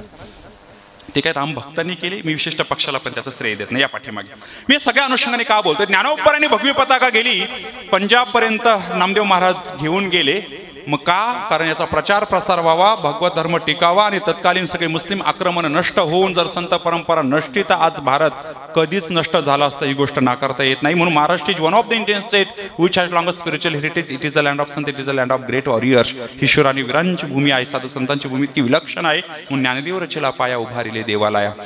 तो पुढे नामदेव महाराजांनी घुमानपर्यंत म्हणजे पंजाबपर्यंत गेले. अगदी त्यांच्या गुरुग्रंथ साहेबामध्ये सुद्धा त्यांचे 14 ते 70 अभंग आहेत. ज्ञानदेव रचिला पाया उभारलेले देवालया. नामातयाचा किंकर नामदेव महाराजांनी त्याचा विस्तार केला. पुढे जनार्दन एकनाथ खांब दिला भागवत. एकनाथ महाराजांनी 15व्या शतकामध्ये विलक्षणतेने ते सगळं कार्य पाहिलं, दिव्यतेने ते सगळं कार्य सांभाळलं आणि सगळं कार्य सांभाळून एकनाथ महाराजांनी भव्यतेचा शांतीचा संदेश तत्कालीन समाजाला दिला. इतकं विलक्षण कार्य एकनाथ महाराजांनी केलं, इतकं दिव्य कार्य एकनाथ महाराजांनी केलं. ऐका किती विलक्षण कार्य केलं, किती दिव्य कार्य केलं. एकनाथ महाराजांनी लिहिलेली ग्रंथसंपदा अन्यत्र कोणत्या संतांची एवढी ग्रंथसंपदा सापडत नाही, एवढी एकनाथ महाराजांनी ग्रंथसंपदा लिहिली. जनार्दन एकनाथ खांब दिला भागवत. तुकोबरांनी त्याच्यावरती कळस चढविला. म्हणजे ज्ञानोबरांनी तत्वज्ञान सांगितलं, तुकोबरांनी त्यांनी प्रॅक्टिकल आचरण करून दाखवलं. म्हणजे हरिपाठामध्ये माऊली ज्ञानेश्वर महाराज सांगतात, शांती दया पाहुणा हरिकरी. आणि ते म्हणतात, पाहुणे घराशी आजी आले ऋषिकेशी. तुकोबराय बोलतात, पाहुणे घराशी आजी आले ऋषिकेशी. मग त्यांनी पाहुणा हरीला केला, भगवंताला केलं आणि जे हरिपाठामध्ये सांगून ठेवलं. आणि जर हरीला पाहुणा केलं नाही तर यमाचा पाहुणा प्राणी होय, मग यमाकडे जावं लागतंय. हे त्यांनी सांगून, हे कनेक्शन ज्ञानदेव रचला पाया आणि तुका झाला कळस, हे कनेक्शन आहे त्याच. म्हणजे वारकरी ज्ञानोबा माऊली ज्ञानेश्वर माऊलीला खाली टाळ घेऊन जातं आणि तुकाराम म्हटल्याच्या नंतर वरती जातात. ते माऊली ज्ञानेश्वर पासून तुकाराम महाराजांपर्यंत सगळं वंदन आहे, एवढी दिव्यता आहे. मग बहिणाबाई म्हणतात, बहिणा म्हणे फडकती ध्वजा निरूपण केले ओझा. बहिणाबाई त्याचं निरूपण करतात. आता बहिणाबाईंचा हा अभंग आहे, श्री संतांचा अभंग आहे. बहिणाबाई दोन आहेत, एक संत कवयित्री बहिणाबाई वेगळी आणि एक संत बहिणाबाई वेगळी. बहिणाबाईंच्या ज्या कविता आहेत, इथे गाडग्याच्या वगैरे ज्या कविता आहेत त्या बहिणाबाईंच्या कविता आहेत. आणि या संत बहिणाबाई तुकोबरांच्या शिष्य, निळोबराय बहिणाबाई हे तुकोबरांचे तत्कालीन समकालीन सगळे शिष्य परंपरेमध्ये. बहिणाबाईंचा अधिकार एवढा होता, पंढरपूरच्या वारीला जायचंय पण अंगामध्ये ताप प्रचंड आहे. ज्या झाडाखाली झोपल्या त्या झाडाला सांगितलं, मी येईपर्यंत माझी ताप सांभाळ. ते झाड पंढरवरून त्यांना रिटर्न येईपर्यंत थुडथुडत होतं. सगळं गावकरी ते पाहत होते. आणि ज्यावेळेस ते पुन्हा वापस आल्या ती म्हणली माझी ताप, तर बहिणाबाई दुसऱ्या दिवशी आजारी पडल्या. एवढा ताकद बहिणाबाईंमध्ये होती, एवढी ताकद बहिणाबाईंच्या वाणीमध्ये होते. आणि म्हणून बहिणा म्हणे फडकती ध्वजा निरूपण केले ओझा. माझी वेळ संपत आली. या समग्र अभंगाची मार्मिकता लक्षामध्ये घ्या. ज्ञानेश्वर महाराजांनी पाया रचलाय, नामदेव महाराजांनी तटबंदी दिली, एकनाथ महाराजांनी खांब दिला, बहिणाबाईंनी तुकोबरांनी कळस चढविला आणि बहिणाबाईंनी त्याच्यावर पताका फडकाविली. ज्ञानाचा पाया आहे, नामाची तटबंदी आहे, ही मार्मिकता लक्षात घ्या. शांतीचा खांब आहे, वैराग्याचा कळस आहे आणि गुरुनिष्ठेची पताका आहे. कोणत्याही गावात गेल्याच्या नंतर आपल्याला पहिल्यांदा कळस दिसतो. इथून अमृतेश्वराचा कळस दिसतोय. तो कळसावरती फडकणारी पताका सांगते जीवनात गुरुनिष्ठा पाहिजे. ऐका, जसं आपण आता खालून वर गेलो त्या भागवत धर्माच्या मंदिराकडे, तसं या इमारतीच्या वरून आपल्याला खाली जावं लागेल. पाहिल्याच्या नंतर गुरुनिष्ठेची पताका दिसते. पताका दिसल्याच्या नंतर पताका सांगते जीवनात गुरुनिष्ठा पाहिजे, जी बहिणाबाईंच्या जीवनामध्ये होती. तिकडून सातारा वगैरे सगळं सोडून तुकोबरांच्या सेवेकरता आल्या, गुरुची निष्ठा होत्या म्हणून आल्या. म्हणून गुरुनिष्ठा जीवनात असेल तर काय होतं, खाली कळसाकडे या कळस तुकोबरांनी दिलाय, वैराग्याचा आहे. जीवनात वैराग्य प्राप्त होतं. गुरुनिष्ठा असेल तर वैराग्य प्राप्त होतं. जर बंशी महाराज तांबे, ब्रह्मलीन बंशी महाराज तांबे सारखे सद्गुरू जर तात्या तुम्हाला भेटले नसते तर आज तुम्हाला एवढं वैराग्य प्राप्त झालं नसतं, जे वैराग्य तुम्ही अमृतेश्वरच्या सेवेसाठी समर्पित केलं. प्रपंचाच्या सगळ्या जबाबदाऱ्या तुम्ही पूर्ण केल्या. म्हणजे नीताताई, लताताई, अशोक सर यांची सगळी जबाबदारी तुम्ही पूर्ण करून तुमचं उरलेला काळ आणि उरलेलं धन सुद्धा तुम्ही देवाच्या सेवेसाठी समर्पित केलंय. गुरुनिष्ठेचं द्योतक आहे. अहो भाग्य आहे ज्यांनी बंशी महाराज सारखे सद्गुरू ज्यांना लाभले. काय सामान्य विभूती होती का महाराज? ज्ञानेश्वरीचं चालतं बोलतं मूर्तिमंत स्वरूप म्हणजे सद्गुरू ब्रह्मलीन बंशी महाराज तांबे, ज्यांच्या अथक प्रयत्नातून ज्ञानेश्वरी मंदिर नेवाशाला संस्थापित झालं. आज साक्षात तुकोबरायच होते, साक्षात ज्ञानोबरायच होते. काय बोलाव, काय त्या परिसरामध्ये त्यांचं नाव काढत आज डोळ्यातून अश्रू वाहतात. एवढी दिव्यता बाबांच्या जीवनामध्ये होते. गुरुनिष्ठेचा द्योतक आहे, पताका. वैराग्य तिथं आलं. वैराग्य आल्याच्या नंतर जे वैराग्य तुकोबरांच्या कळसाकडे, कळस सांगतो खाली काय आहे. खाली या, खाली शांतीचा खांब आहे. शांतीचा खांब शब्दाचा अर्थ आहे वैराग्य जीवनात आल्याच्या नंतर शांती प्राप्त होते, शांत होतो व्यक्ती. जे एकनाथ महाराजांनी शांतीचा खांब दिला. बरं, शांती जवळ आल्याच्या नंतर काय तयार होतं तर नामाची तटबंदी, नामदेव महाराजांची म्हणजे जीवनामध्ये नाम येतं म्हणजे भक्ती येते, आणि भक्ती आल्याच्या नंतर संत सांगतात पुढे भक्तीने धरलेल्या हाती मागे ज्ञान वैराग्य धर्म येते, खाली ज्ञानाचा पाया आहे म्हणजे भक्ती हातात आली का ज्ञान हातात येतं. गुरुनिष्ठा, वैराग्य, शांती, नाम म्हणजे भक्ती, आणि खाली ज्ञान, आणि ज्ञाना एवढं पवित्र विश्वात काहीच नाही. भगवद्गीतेचा 4था अध्याय सांगतो नाही ज्ञानीन सदृशम, क्या बात आहे. There is nothing pure than knowledge. तुमची अख्खी भगवद्गीता पाठ आहे, ज्ञानेश्वरी पूर्ण कंठस्थ आहे. म्हणजे एकदा गुरुजीं करता एकदा जोरदार टाळ्या वाजवत आपण बापून करता. हे चालते बोलते ज्ञानाचे बिंबच आहेत. आज खरोखर तुमची तुला करायची होती आम्हा सगळ्यांना, पण त्यांनी ओव्या पण अशा बाहेर काढल्या का आम्हाला काहीच बोलता आलं नाही. विशेष न लगे आणि सज्ञानाचे झोंबे आणि नाना संकटी ते म्हटले सन्मान घेणं. आणि सर संजू भाऊ ते विशेष एखाद्याला शिवी घेणं फार अवघड, सोपं आहे ते. एखाद्या शिव्या दिल्या ना ते पचवणं फार सोपं आहे, पण वा फार छान आहात तुम्ही, वा फार, हे जे वा आहे ना हे पचवणं फार अवघड आहे बरं का. याच्यातून जो वाचला तोच भगवत चरणापर्यंत गेला. आणि गुरुजी तुमचं जीवन तसंच आहे.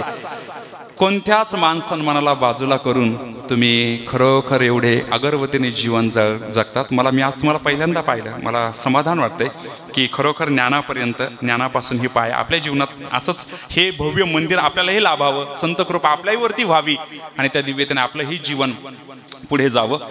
खरंच तुम्ही या परिवाराला एक पितृस्थानी आहात, ही भाग्याची गोष्ट आहे. आणि अशोक सरांचं, अशोक गुरुजींचं हे मोठं भाग्य आहे की असे वडील त्यांना त्यांच्या जीवनामध्ये लाभले. ही महद भाग्याची गोष्ट आहे. आणि म्हणून तुमच्या अनुषंगाने काय बोलावं. मी तुमच्याकडे पाहतोय तर मला काही गोष्टी सुचत आहेत. आस जो शब्द आपण नेहमी वापरतो, आस म्हणजे आस शब्द आपण वापरतो. आचे भाग करा, सचे भाग करा. आचे आपण 3 भाग करू. आचे 3 भाग काय? आर्जवता, आगरवता आणि आधुनिकता.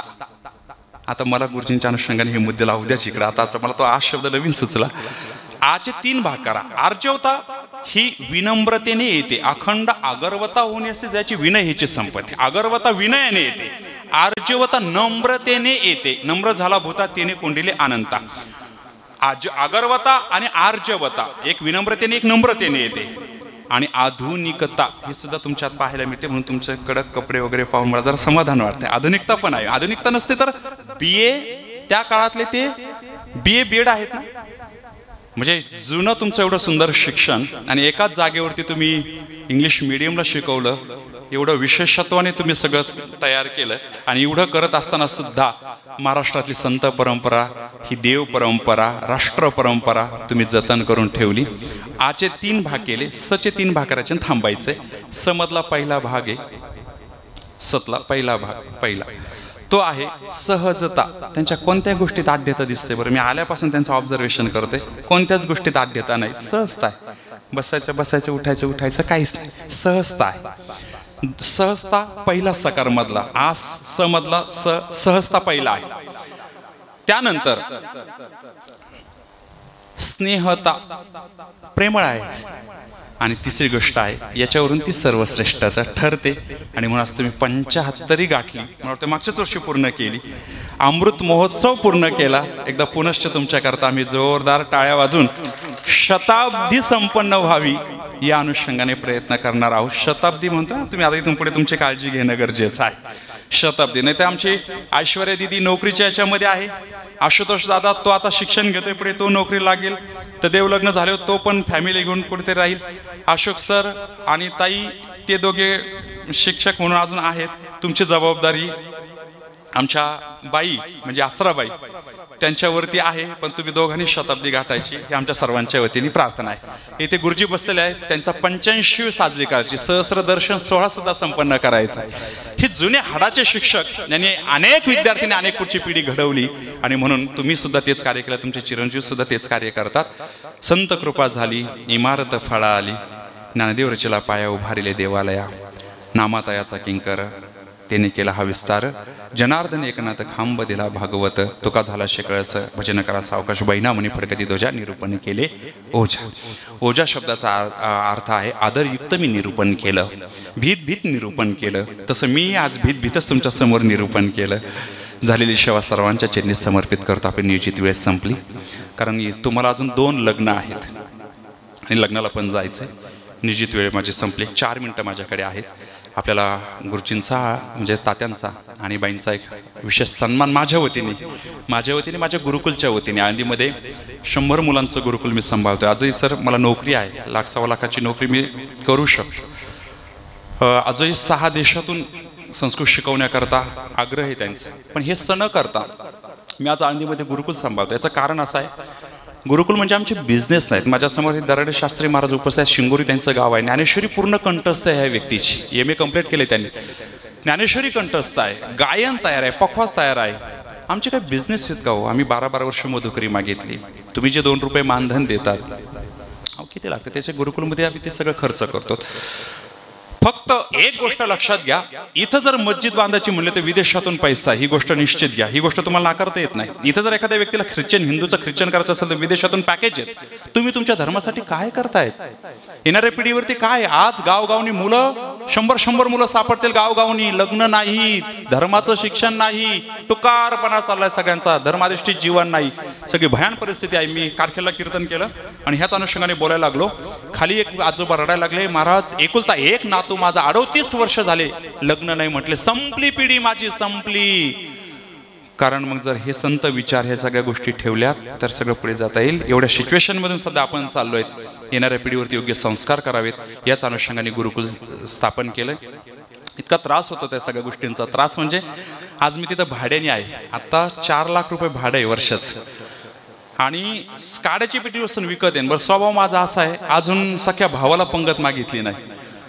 हो, तेवढ्या कुठं पावतीचं पुस्तक घेऊन नाही. बरं, मी नाव संत भगवान बाबा न देता रुद्रेश्वर गुरुकुल नाव दिलंय. मी भगवान बाबा नाव दिलं असं माझी स्वतःची बिल्डिंग असते तर ही गोष्ट तो नाकारता येत नाही. पण ते सुद्धा न करता मी रुद्रेश्वर गुरुकुल नाव दिलं आणि आज तिथे मुलं सांभाळतो. आता आमच्याकडे पाठवणारे म्हणजे काय एकदम हायफाय कलेक्टरचे नाही, धिंगाणा मस्ती गावकडे जाऊ द्या. मला आळंदीला आम्ही घडवतोय त्यांना आणि एक सुजान नागरिक करतोय. आपल्याला कुणीतरी घडवलं, आपल्यावर कोणाच तरी उपकार. जसं आज या परिवाराचे माझ्यावर उपकार आहे, त्यांनी योग्य संस्कार दिले. 3 वर्ष ज्यांनी आमच्या हाताखाली सर तुमच्याकडे आम्ही शिकलो, हे मोठे उपकार आहेत. आणि म्हणून या सगळ्या अनुषंगाने मला 2 वाक्य बोलून थांबवू द्या. लोक म्हटले मंदिर कशाला पाहिजे होतं, राम मंदिर, तिथं हॉस्पिटल बांधायला पाहिजे होतं. हे म्हणणारे आपलेच होते. हे हॉस्पिटल पाहिजे होतं. माझं म्हणणं हॉस्पिटलही आवश्यक आहे आणि मंदिरही आवश्यक आहे. 21व्या शतकामध्ये जेवढं मेडिसिनला महत्त्व आहे तेवढंच मेडिटेशनला पण महत्त्व आहे. मेडिसिन जेवढं महत्त्वाचं आहे तेवढंच मेडिटेशन पण महत्त्वाचं आहे. जे गुन्हा घडल्याच्या नंतर पोलीस यंत्रणा काम करते, ते जेवढे पोलीस असतील ना, गुन्हा घडल्याच्या नंतर पोलीस यंत्रणा महाराष्ट्रात काम करते, पण गुन्हा घडू नये हे सांगण्याकरता आमची यंत्रणा रात्रंदिवस काम करते. म्हणून हे व्यासपीठ भागवत धर्म हा का महत्वाचा आहे, त्याची का ज्ञानोबरांनी तयारी केली. ज्ञानदेव रचला पाया, भागवत धर्माचा पाया का रचला? कारण गुन्हा घडल्याच्या नंतर पोलीस यंत्रणा आहे, पण गुन्हा घडू नये सांगणारा हा भागवत धर्म महाराष्ट्रात कार्य करतो, भारत देशात कार्य करतो. म्हणून भागवत धर्माची पताका 7 समुद्रापलीकडे या स्वामीची 7 समुद्रापलीकडे घेऊन जाण्याचं सद्भाग्य आपल्या सर्वांना लाभते. ही महत्भाग्याची गोष्ट आहे. म्हणून झालेली सेवा सर्वांच्या चरणी समर्पित करतो. बस.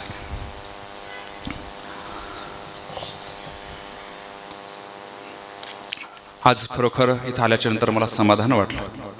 सगळं तुमच्या सर्वांची उपस्थिती या ज्या वास्तुशांती करता, वास्तुशांती शब्दाचा अर्थ असतो आपण तिथं देवता फिट करतो. आता मंत्र म्हणून तिथं तुम्ही देवता फिट करता. ज्यावेळेस तुम्ही अभक्ष घरामध्ये बनवता त्यावेळेस ते देवता निघून जातात आणि अभक्ष पदार्थ भूताप्रेतांचा आहे ते आपल्याकडे यायला सुरुवात करतात घरामध्ये. त्यामुळे शक्यतो घरामध्ये अभक्ष बनवू नये. बाहेर काय खायचं तिकडे खा, नाही तर काही करा, पण घरामध्ये अभक्ष बनवू नये. याचं कारण हे शास्त्र आहे. घरात वास्तू शब्दाचा अर्थ आहे ती एनर्जी तिथं फिट केलेली असते आणि म्हणून त्या अनुषंगाने ती एनर्जी आपल्यावरती कार्य करते. वास्तुशास्त्राचं फार विशेष महत्त्व आहे. आता हा आग्नेयेला बरोबर किचन आलंय, ईशान्येला बरोबर इकडे देवघर आलंय, पाठीमागे बरोबर हे वास्तूनुसारच केलं. हे का करायचं? नालंदा परवा उद्घाटन झालं. नालंदामध्ये चायनाचे विद्यार्थी शिकायला येत होते. सगळे तसे सगळ्या देशातून येत होते. 910 वर्ष झाले जाळून. ते जाळलं एका नतद्रष्ट्याने. तो दरिद्री भारतात आला. त्याचा आजार एवढा बळावला का 3 दिवसात मरणार होता. त्याला कोणतरी सांगितलं नालंदामध्ये राहुल भद्रशेन नावाचे आयुर्वेदाचे आचार्य आहेत, ते तुला नीट करतील. तो म्हणला मी तिथं जाणार नाही. ते म्हणले मग त्यांनाच इकडे बोलवा. त्यांना बोलवलं. ते म्हणले माझ्या अंगाला हात लावायचा नाही. तो न लावता नीट करून दाखवतो.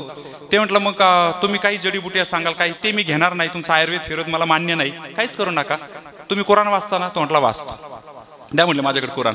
कुराणाच्या पानाला जडीबुट्या लावल्या आणि ते रोज पान वाचताना थुंकी लावायची किंवा असं त्या ऊर्जा डोळ्यातून श्वासातून त्या औषधी बॉडीत गेल्या. 3 दिवसात मरणारा, त्याचं नाव घ्यायची इथे योग्यता नाही, त्यांनी नीट झाला. एवढं टॅलेंट भारतामध्ये आहे म्हटलं. नालंदाचे एक शिक्षक माझा मरता मरता मला वाचू शकतात. आक्रमण केलं त्यांनी, नालंदा जाळून टाकलं. 1 कोटी पुस्तकं 6 महिने जळत होते महाराज. 1 कोटी पुस्तक, एवढी मोठी जगातली सगळ्यात लायब्ररी. आर्य चाणक्य त्याच विद्यालयातले विद्यार्थी शिक्षक. गौतम बुद्ध तिथंच शिकले, त्याच विद्यालयात. 3,500 वर्षापासून ते नालंदा भारतात काम करत होतं. जगातून 26,000 विद्यार्थी दरवर्षी नालंदामध्ये शिकायला येत होते. आता त्याचं उद्घाटन झालं. हे काय सामान्य गोष्ट आहे का? एवढे सगळे येत होते. एवढं नालंदा, एवढं विश्वविद्यालय तिथून उद्घाटित झालं. हे सगळं उद्घाटन होऊन आज भारत देशाचा गौरव जगाच्या समोर ते आला. भारत देशाची दिव्य परंपरा जगाच्या समोर ते आली. आणि म्हणून एवढ्या व्यापकतेने हे सगळं कार्य पाहिलं. म्हणून आज खरोखर ही वास्तुशांती. तिथं चायनाचा एक विद्यार्थी राजा आला. वास्तू भारत, मला सांगा, थांबायचंय बरं का 2च मिनिटांमध्ये, तुम्हाला लग्नाला जायचंय. 2च मिनिटांमध्ये एवढाच एक संदर्भ देतो. विषय आलाय म्हणून तुम्ही ऐकणारे सुज्ञ आहात.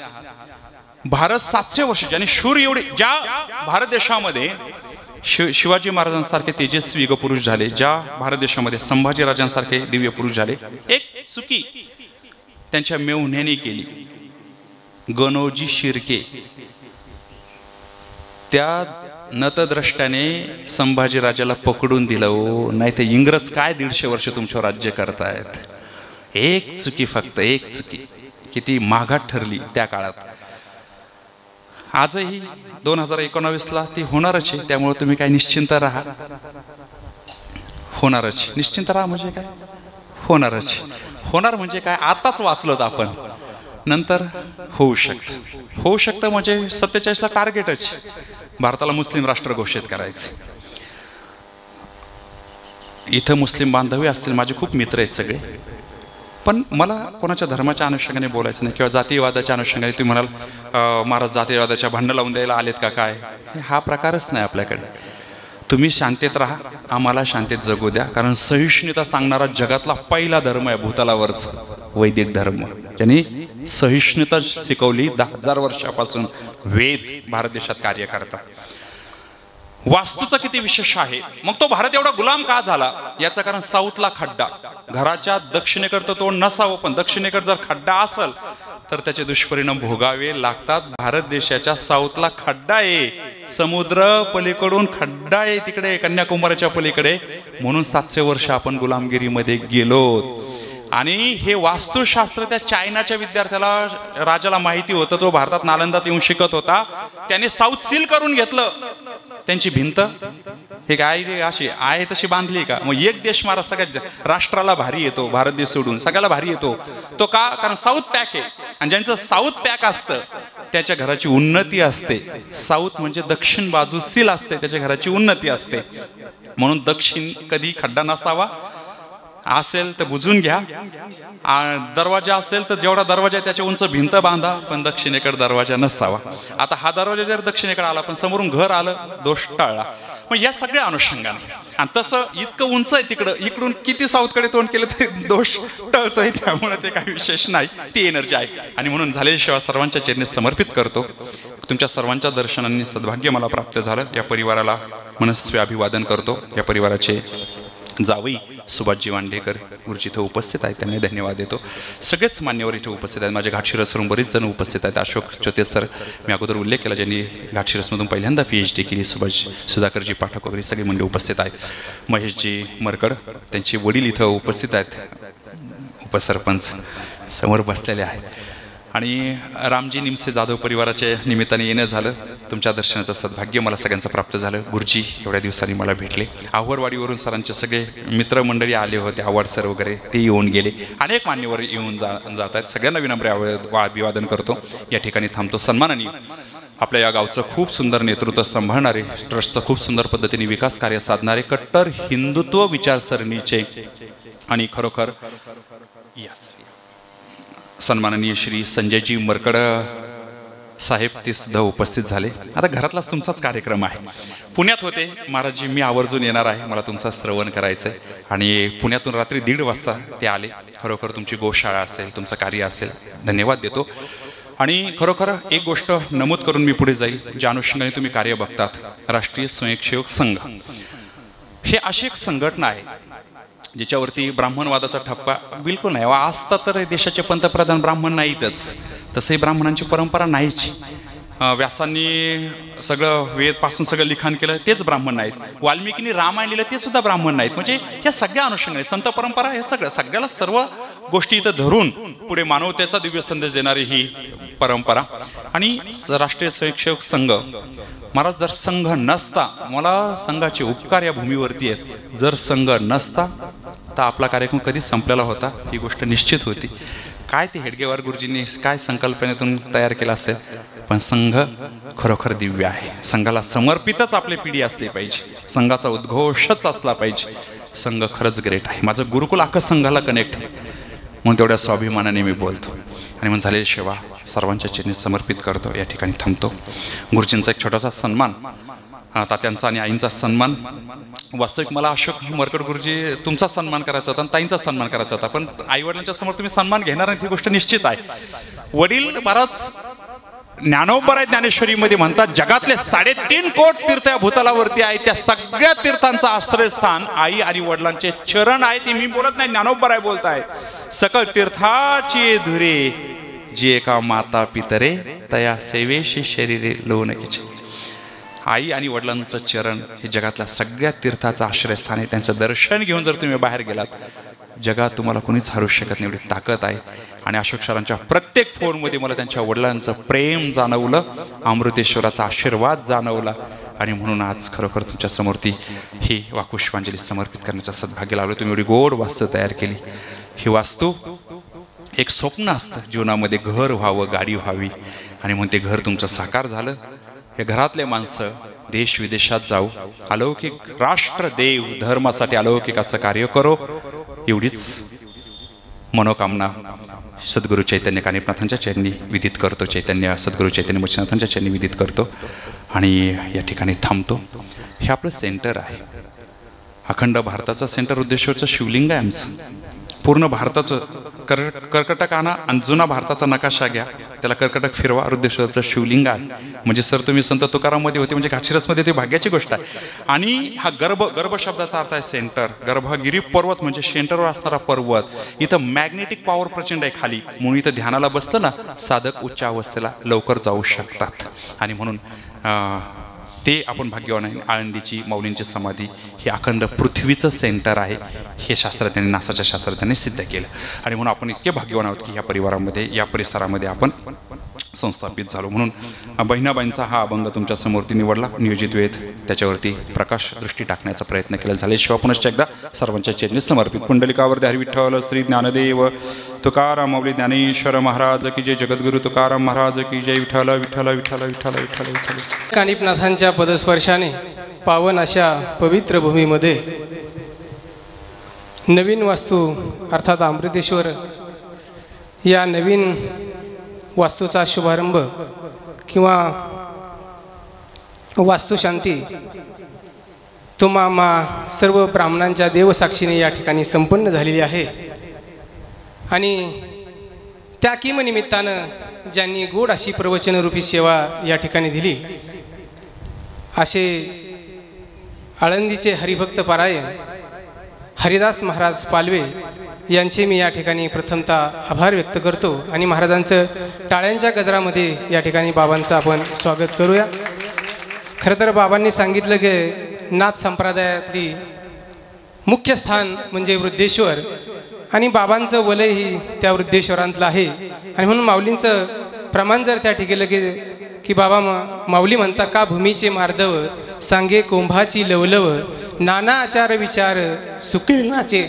अर्थात श्रेष्ठ आचरणावरून त्याचं कुलीनत्व कळतं, किंवा एखाद्या कोंभावरून त्या मातीच्या कोंभावरून ते आपल्याला किती परफेक्ट आहे याची जाणीव होते. आणि म्हणून बाबा तुमचं आचरणसुद्धा शुद्ध आहे. आणि म्हणून बाबा गेल्या 1 तासामध्ये तुम्ही आम्हाला जे अमृत पाजलं त्याबद्दल बाबा मी आमच्या या ठिकाणी पुनश्च एकदा आभार व्यक्त करतो. खरं तर बाबा ज्ञान आणि विज्ञान, कारण जिथे विज्ञान संपतं तिथे शास्त्र सुरू होतं. आणि म्हणून शास्त्रातली माणसं आम्हाला खूप भेटतात, परंतु ज्ञान आणि विज्ञानाची सांगड घालणारी माणसं तुमच्यासारखी रत्न या भूमीमध्ये जन्मली. कारण भरपूर कीर्तनकार आम्ही या महाराष्ट्रामध्ये पाहतो, परंतु पाश्चात्य देशामध्ये संस्कृती शिकून ही परंपरा कीर्तनरूपी सेवा आपण महाराष्ट्राच्या बाहेरसुद्धा देश पातळीवर देतात. त्याचा गौरव आमच्या मनामध्ये निश्चित आहेत. आणि म्हणून वारकरी संप्रदायाच्या वतीने आणि खास करून चैतन्य कानिपनाथांच्या मढीकरांच्या वतीने बाबा तुमचे या ठिकाणी आभार व्यक्त करतो. श्रेष्ठ ज्येष्ठ मंडळी या ठिकाणी उपस्थित आहेत, कारण कुटुंबच खूप गोड आहे. बाबांनी एकाच भूमिकेतून सांगितलं की ज्या नेवाशामध्ये गुरुजींची सेवा झाली तेथे वैकुंठवासी बनशी महाराजांच्या नेतृत्वामध्ये काम करण्याची संधी आमच्या बापू सरांना त्या ठिकाणी मिळाली. त्यांचीच गाळ्यामध्ये माळ त्या ठिकाणी आहे. आणि म्हणून ज्ञानाचा सागरही त्यांच्या जीवनामध्ये लाभला. आणि आमच्याही जीवनात कळत नकळत त्यांच्याकडून या शिष्यालाही त्यांनी आम्हाला थोडंफार अमृत पाजण्याचा त्यांनी छोटासा प्रयत्न केला. त्यांच्याही मनापासून या ठिकाणी आभार व्यक्त करतो. माझ्यापेक्षा ज्ञानानं उंची असणारी माणसं व्यासपीठाच्या समोर बसलेली आहे याची मला जाणीव आहे. हरिभक्त परायण अशोक महाराज असतील, संप्रदायातील माणसं आहेत, राजकीय क्षेत्रातील माणसं आहेत, आमचे युवा नेते कृष्णा राजीवजी राजळे हे या ठिकाणी उपस्थित आहे. त्यांच्याही या ठिकाणी मनापासून आभार व्यक्त करतो. आदरणीय रामकिसन दादा आहेत, सरपंच आहेत, भगवान सर आहेत, सरपंच आहेत, अण्णा सर आहेत, सर्वांचेच या ठिकाणी आभार व्यक्त करतो. खरं तर या किमनिमित्तानं सरांनी जे घर बांधलं त्याला कर्तृत्वाची जोड निश्चित आहे. आपल्या साधन सामुग्र्यातून पैशाची जोडी करून ती पैसा गुंफून हे एवढं मोठं घर बांधलं. कारण घरांची प्रत्येकालाच अपेक्षा असते नाही का. असं म्हटलं की घर असावे घरासारखे, नकोत निस्त्या भिंती, तेथे असावा प्रेम जिव्हाळा, नकोत निस्त्या नाती. खरोखर या कुटुंबाकडे प्रेम आहे, जिव्हाळा आहे आणि म्हणूनच एवढी उंची या कुटुंबाने साधलेली आहे. निश्चित आम्हाला त्यांचा अभिमान आहे.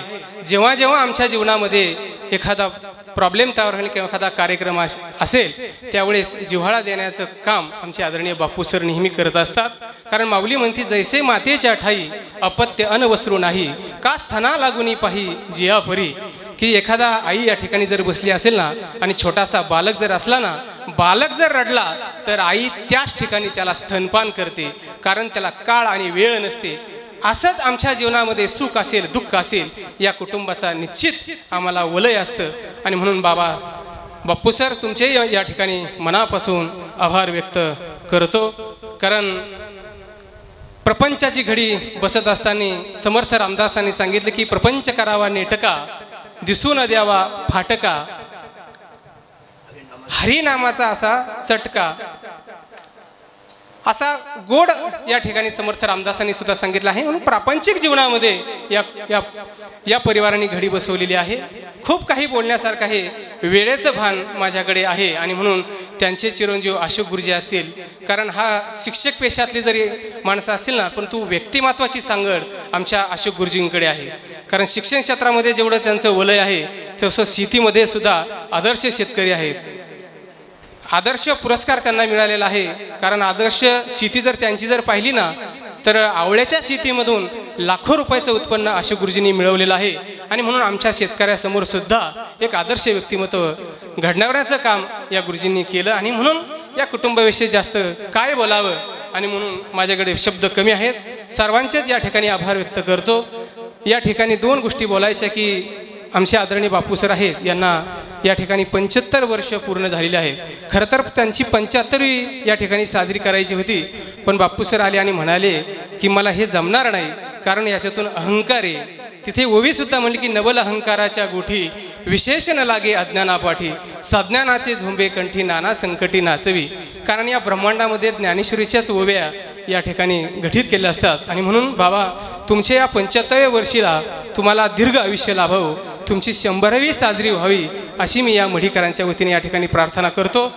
या किमी निमित्तानं 75च्या वर्षाच्या निमित्तानं आदरणीय आमचे हरिदासजी पालवे आहेत, त्यांचे वृद्धेश्वर गुरुकुल आळंदीमध्ये आहेत. त्यांच्या गुरुकुलाला आदरणीय अशोक गुरुजींनी 125 किलो साखर या ठिकाणी त्यांना पेढे तुला स्वरूपात या ठिकाणी दान केलेले आहे. त्याचबरोबर पाथर्डीमधील जे अंध बधिर मुक्त विद्यालय आहे त्यासाठी 150 विद्यार्थी त्या ठिकाणी आहेत. त्यासाठी जेवणाची व्यवस्था आदरणीय अशोक गुरुजींनी या निमित्ताने केलेली आहे. त्यांचेही या ठिकाणी मी आभार व्यक्त करतो. प्रथम या ठिकाणी आदरणीय हरिदासजी पालवे यांचा या ठिकाणी सन्मान होईल. तो सन्मान करण्यासाठी आदरणीय मढीगावचे माजी सरपंच आदरणीय भगवानराव पाटील मरकड सर व बाप्पू सर व आदरणीय अशोक बाबा व संजय भाऊ मरकड यांना विनंती करतो की आपण त्यांचा या ठिकाणी सन्मान करावा.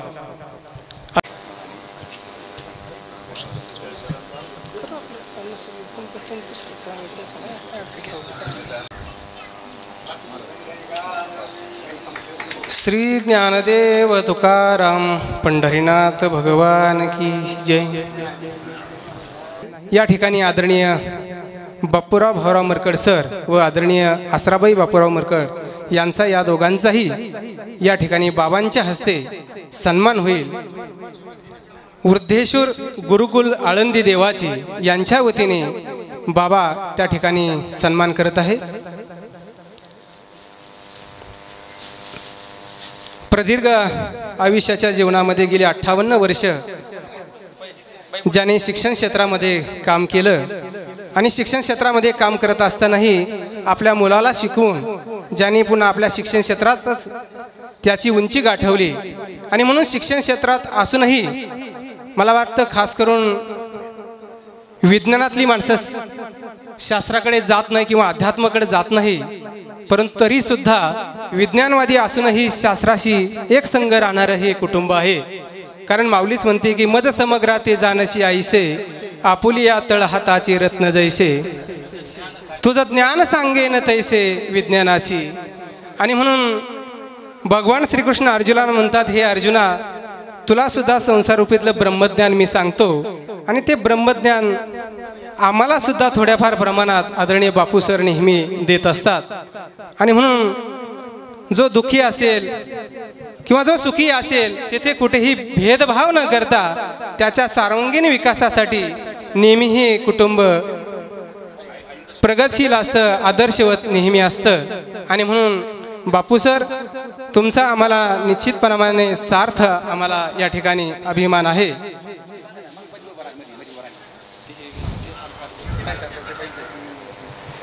कारण जीवनामध्ये सात्विक भाव डोळ्यासमोर ठेवून भक्तीच्या मार्गाने जाणारी माणसं किंवा भक्तीच्या मार्गाने वाट धावणारी माणसं खूप जीवनामध्ये थोडी असतात.